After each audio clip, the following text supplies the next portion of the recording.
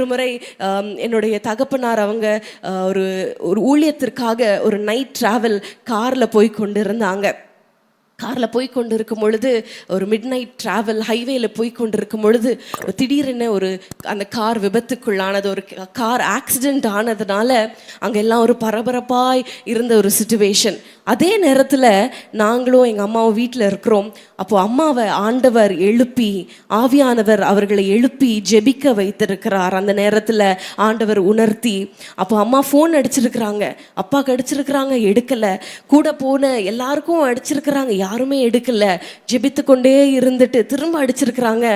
அப்பா ஃபோன் எடுத்த உடனே அம்மா கேட்ட கேள்வி, ஏதாவது ஆக்சிடென்ட் நடந்ததா, ஏதாவது ஆக்சிடென்ட் நடந்ததா? அப்பாவுக்கு ஒரே ஆச்சரியம், எப்படி தெரியும்? இங்கே நடந்தது யாருமே சொல்லலையே, இப்பொழுது தானே ஃபோன்ஸ்லாம் எடுக்கிறோம், எப்படி தெரியும்? அம்மா சொன்னாங்களாம், ஆவியானவர் என்னை எழுப்பி என்னை ஜெபிக்க வைத்தார். ஹல்லேலூயா. பாருங்க, அது ஒரு பெரிய ஆக்சிடென்ட், கார் முழுவதும் சேதம். அதுக்கப்புறம் அதில் காரில் ட்ராவல் பண்ண முடியல. ஆனால் காரில் இருந்த ஒருத்தருக்கும் ஒரு சேதம் வராமல் ஆண்டவர் பாதுகாத்தார். ஏன் தெரியுமா?